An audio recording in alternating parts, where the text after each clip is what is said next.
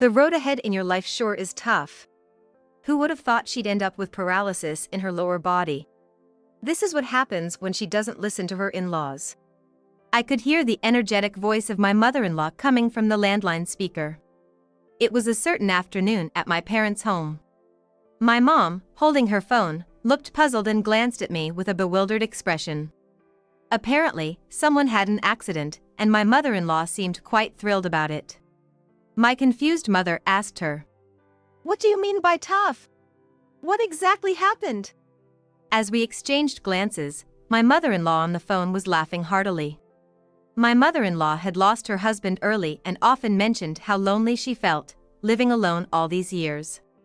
Initially, she said she didn't need rent or help with chores, but within 2 months, she flipped, insisting it was basic adult courtesy to pay some sort of compensation, leading to constant arguments between us. In the end, our relationship couldn't be repaired. Following my husband's suggestion, we decided to move out of my in-laws' place, and I was in the midst of going back and forth to my parents' house to move my belongings. My mother-in-law, with a spiteful nature, had been troubling me every day. As she used to hurl unpleasant words at me, she blurted out to my mother, "That's why I tell you, daughter-in-law, your silly daughter caused a major accident because her brakes failed. It's just unbelievable." Shocked, I couldn't help but respond to the speaker. "Daughter-in-law, you mean me, right? I'm perfectly fine, though. What accident are you talking about?" "My name is Mary. I'm 35 years old and currently work as a salesperson in a high-end accessory department at a department store.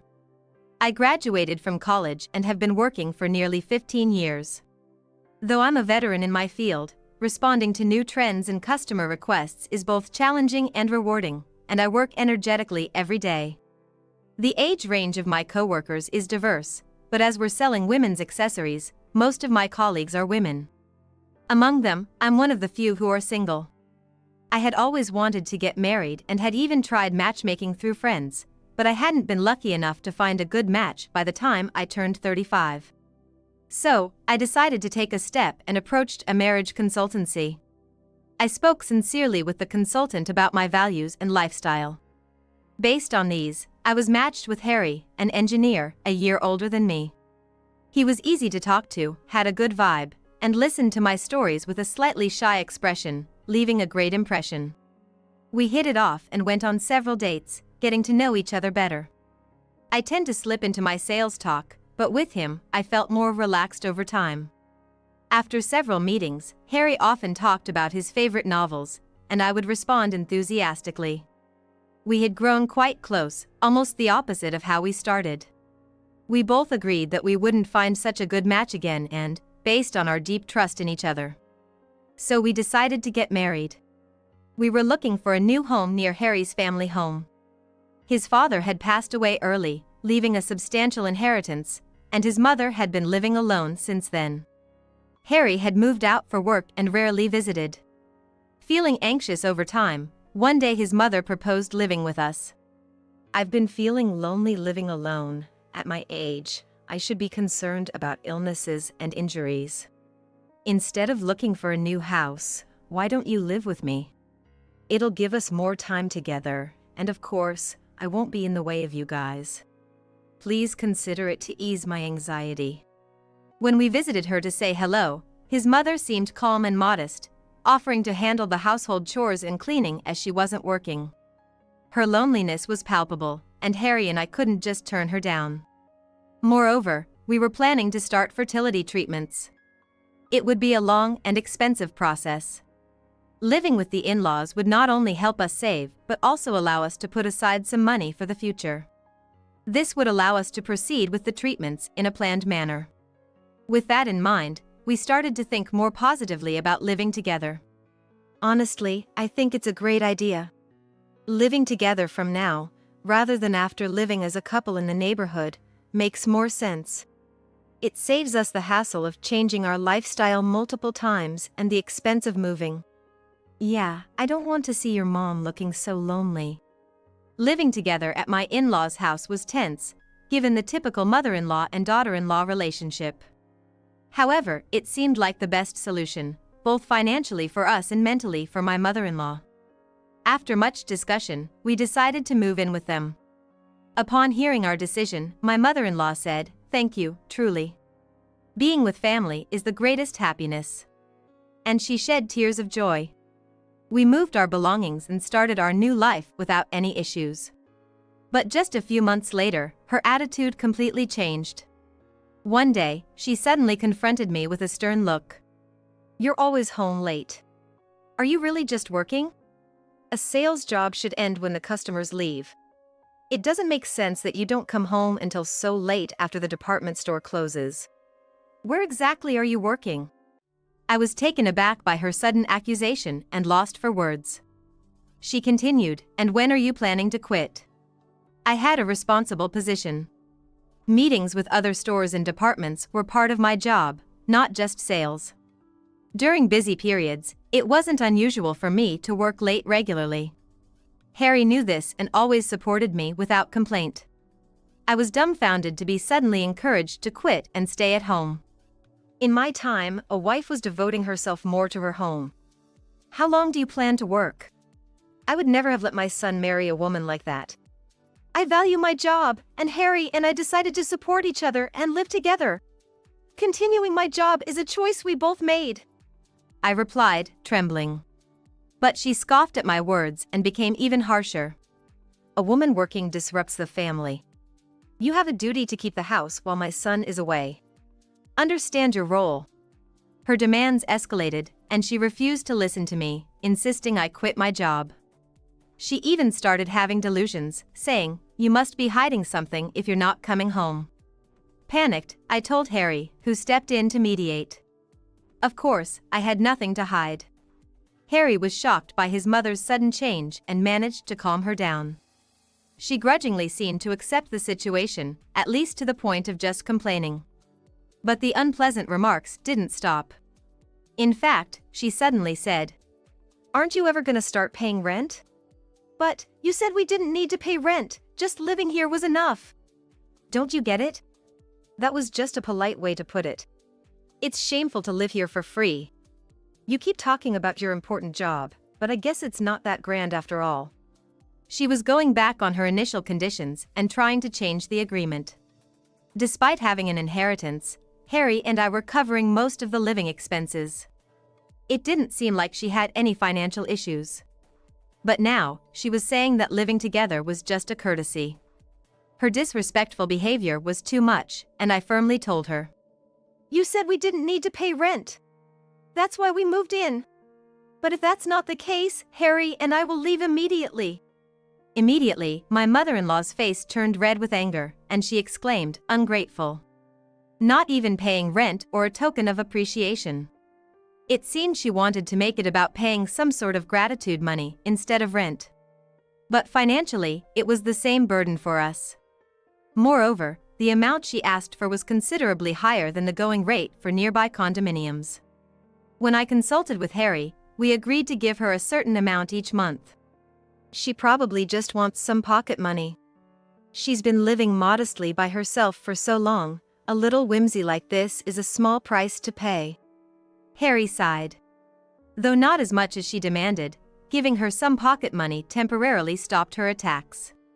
Although she was still dissatisfied, we thought one problem was solved when another incident occurred.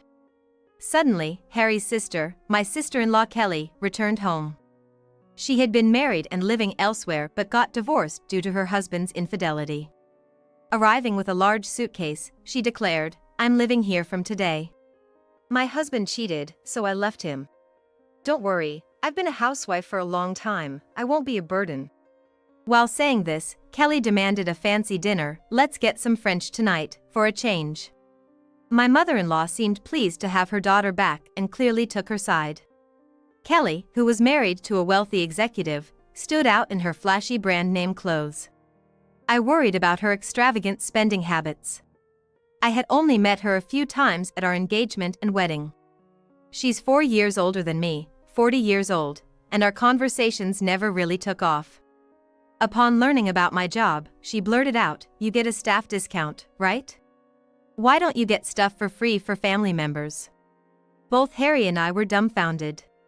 When we refused, she glared at me irritable and lost interest, saying, "So much for a helpful daughter-in-law. Well, Harry must have been desperate because of your age." With Kelly in the house, I was feeling increasingly overwhelmed. My mother-in-law complained about her back pain and left all the housework to me. Kelly, being unemployed, refused to help, claiming I didn't come back to be used. The workload at home only increased. Harry tried to help, but as an engineer, he was often too exhausted by the time he got home. Eventually, my stress reached a breaking point. I started crying unexpectedly and had sleepless nights. We couldn't even think about starting fertility treatments. I was so out of sorts that I considered light counseling. Seeing my pitiable state, Harry suggested, "Let's move out as soon as possible. It's not right for you to go through this. I should have prioritized you over my mom and sister. I'm sorry. But the money for moving..." "We can't talk about expenses right now. Your health is the most important thing," Harry insisted, and he started looking for a new place immediately. However, it was right in the middle of the high season. Affordable housing was snatched up as soon as we took our eyes off it, making it seem like moving out of my in-laws' house would take some time. Meanwhile, my sister-in-law Kelly's attitude only got worse. I, being a salesperson, used somewhat pricey cosmetics and accessories for work. She was unemployed and short on cash, and apparently envious of my belongings. I noticed items missing or moved around suspiciously. When confronted, she casually confessed, "What's the big deal? I like this brand too. It's fine to borrow a little, isn't it? These are my personal items. Please don't use them without asking. Just using lipstick or borrowing a necklace for a day isn't a big deal. Don't make such a fuss, we're family. Mom, tell her to chill out, will you?" Kelly would bring our mother-in-law into it every time I confronted her, and they'd gang up on me. My mother-in-law, looking annoyed, would sigh and say, "Be more forgiving, she's your sister-in-law. Don't make such a big deal out of it." With no improvement in the situation, I took measures to protect my belongings, getting a lockable box. But then, even the lock was broken with tools. Seeing the shattered little lock, I reached my breaking point. "I've had enough. If you can't respect something as basic as not touching other people's stuff, I can't live with you. I'm moving out," I declared, packing my things haphazardly into a large bag. My mother-in-law, in a rage, followed me around, shouting, "Think it over.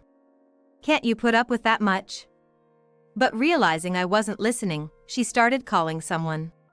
It turned out to be my parents' house. I could hear my mother-in-law complaining over the phone, asking my mother, "What kind of upbringing did you give your daughter?"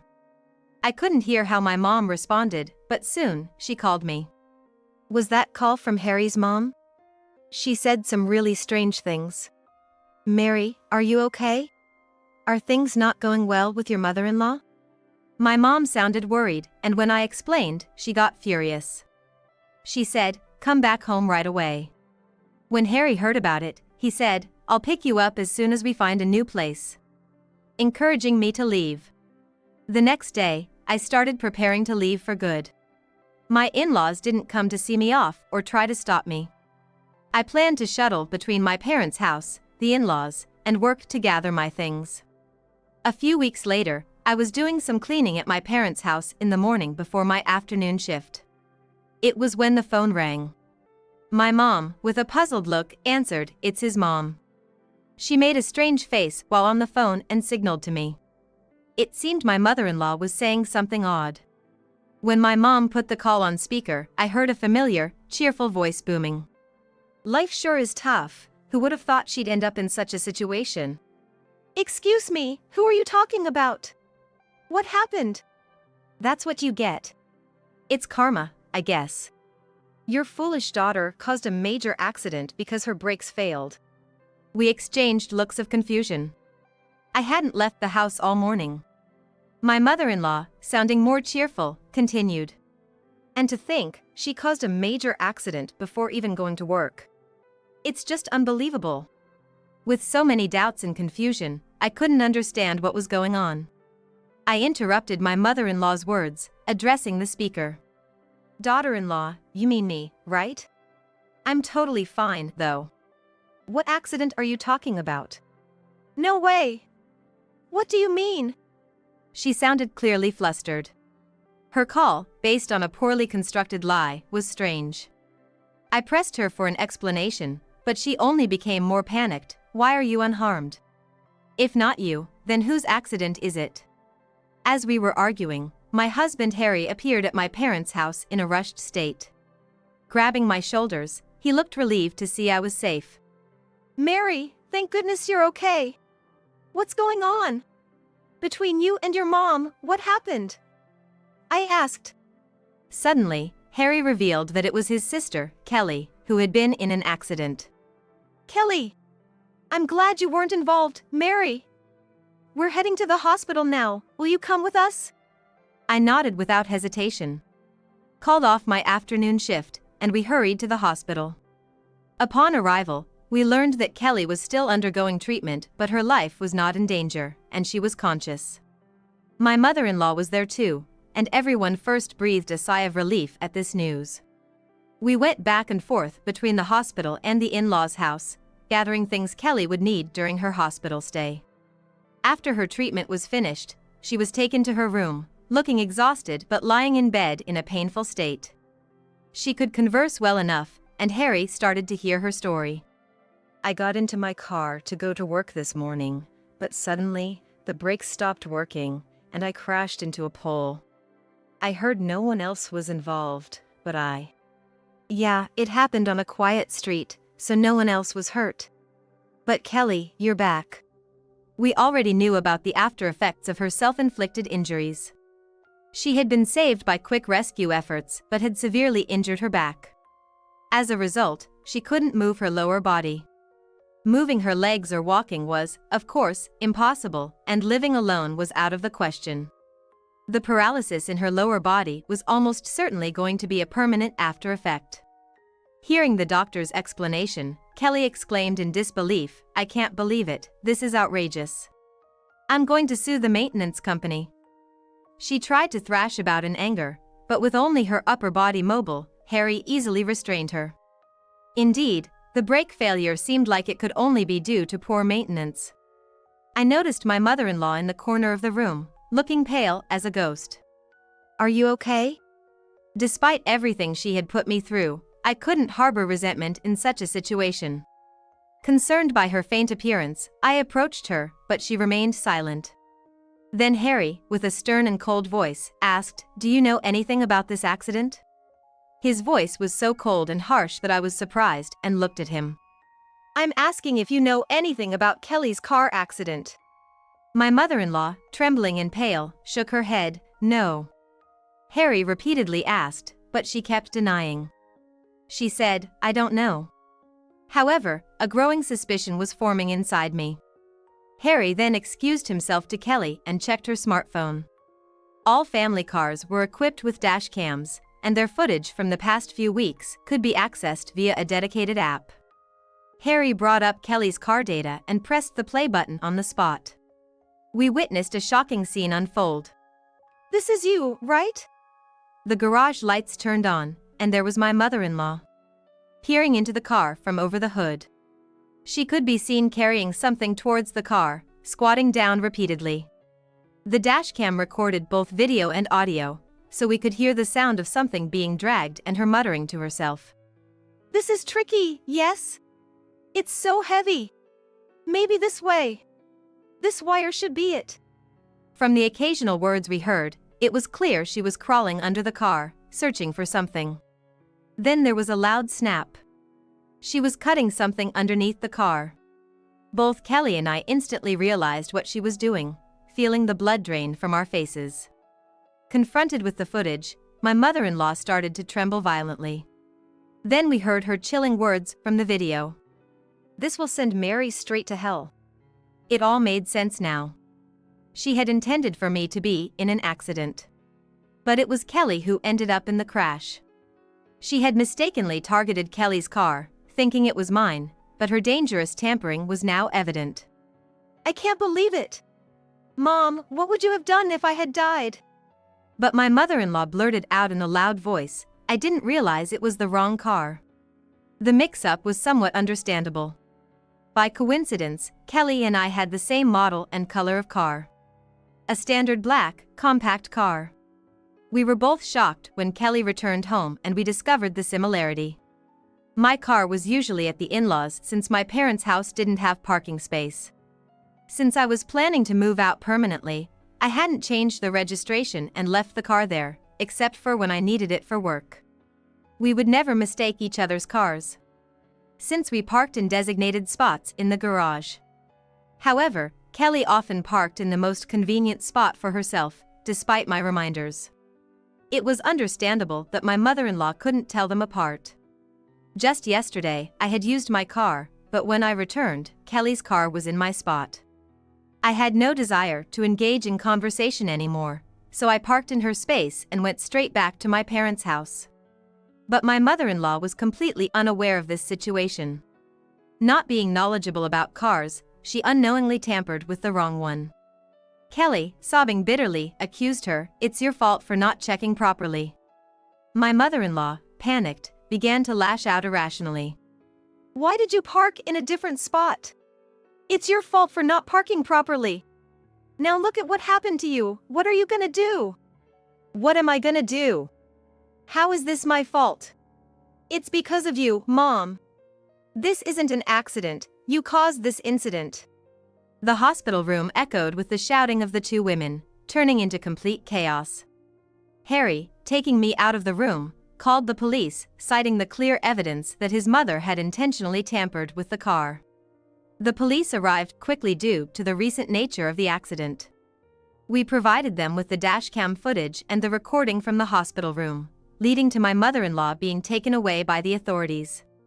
Kelly, with tear-streaked eyes, looked at us wearily and asked, "Hey, we're family, not strangers. You guys will take care of me now that Mom's gone, right?"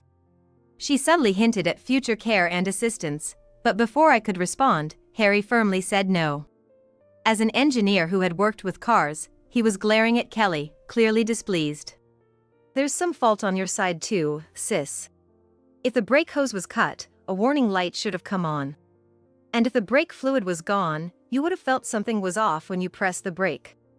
You should have stopped the car right there, but you kept driving until you got seriously hurt. To me, it looks like you're the one with reckless behavior." After cutting her off sharply, my husband proceeded to operate his smartphone and said, "Take a look at this," as he started playing a certain video. He then showed us a different dashcam video from Kelly's car. From this morning before the accident, as she prepared to leave for work. The footage was from before the accident, at the moment she was about to leave for work in her car. Of course, Kelly was captured in the footage. In the video, Kelly was clearly struggling to load something into her car. It seemed like a small safe. I recognized it. "Isn't that safe for your watches?" I exclaimed in surprise. Harry nodded grimly. For some reason, Kelly was trying to take his precious watch safe. She looked panicky and suspicious, not bothering with seatbelts or even properly checking her surroundings as she hurriedly tried to leave the garage. Seeing this unfold, Kelly's face turned pale like my mother-in-law's had earlier. When Harry pressed her for an explanation, she hesitantly confessed to an unbelievable plan. Though she initially claimed she was leaving for work, she actually intended to sell off the watches in the safe. She didn't have the key but planned to break it open upon arrival. She noticed the brake issue right after starting the car but, in her panic to get away from the in-laws, pressed the accelerator, leading to the accident. As Kelly tearfully tried to explain herself, Harry looked at her with disdain. "I needed the money urgently to repay my ex-husband. I was just going to borrow a little bit." Kelly, who had returned home after her divorce, had lied about the circumstances. She claimed her husband cheated on her, but in reality, it was the opposite. She cheated. She was asked for a settlement and ran out of savings. Unable to live alone, she reluctantly returned home. She didn't want to admit this embarrassing truth and made her ex-husband out to be the bad guy. Since returning, she hadn't worked and was struggling to pay the remaining settlement. She started selling off valuable items from the house to get by, but there's a limit to everything. She finally targeted Harry's expensive watches, leading to this incident. The stress of thinking about the settlement. But while I was bossing Mary around with Mom, I felt better. That's why I did those awful things to her. I'll change, please don't abandon me. She began to speak in a cajoling tone, perhaps despairing about her future, but upon seeing the disapproving looks from my husband and me, she seemed to realize she was at a disadvantage. Kelly suddenly changed her expression and, abandoning her previous pretense of changing her ways, began shouting loudly, "Don't run away, support yourself. Take care of me." Considering her past behavior, such demands were unrealistic. I'm the one who got into the accident because of you. You owe me. You guys should pay the settlement.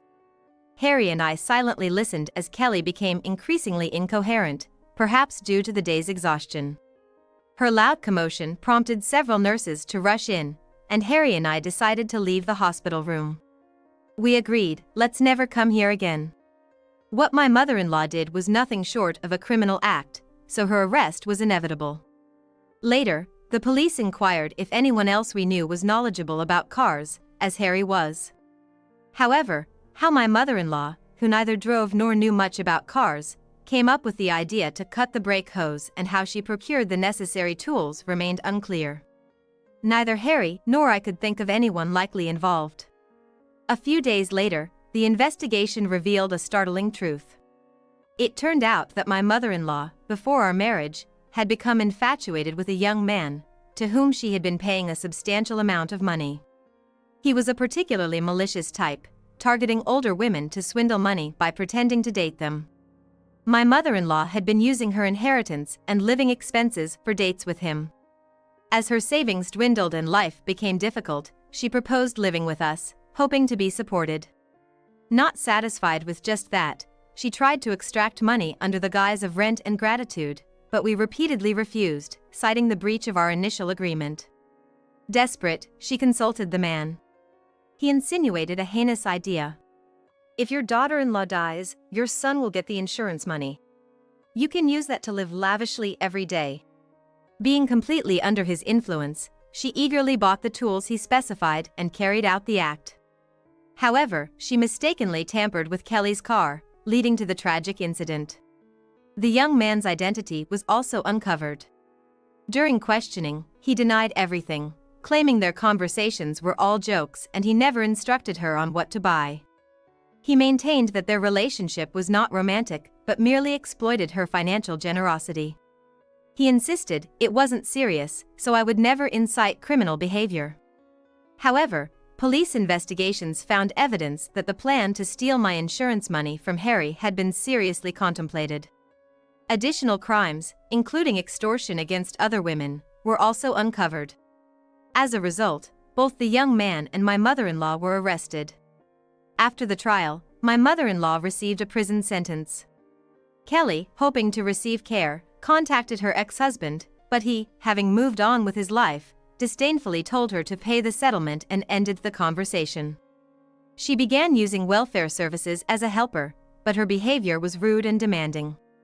Despite being warned repeatedly, she treated her helper like a servant, leading private services to increasingly decline her requests. Eventually, she no longer had the luxury of choosing her caregiver, and ended up with a helper who did not indulge her whims at all. Kelly repeatedly requested someone warmer and kinder, but no one willing to replace the no-nonsense helper came forward. Ultimately, it seems that person became the fixed caregiver. There have been changes in my environment too. Meanwhile, I asked for a transfer to a store closer to my parents' house. It was approved, and I began working there. Feeling uncomfortable in the town where his in-laws lived, Harry also changed jobs and moved closer to my parents. We started anew, with Harry always being considerate due to the trouble he felt he caused me. The watches stolen by Kelly, kept by the police for investigation, were eventually returned, though some were damaged in the accident. Harry decided to keep them as a memento of our family's ordeal, choosing to cut ties with my in-laws. Both Harry and I have adapted to our new environment. Now, we are in the process of selecting a clinic to start our originally intended fertility treatments.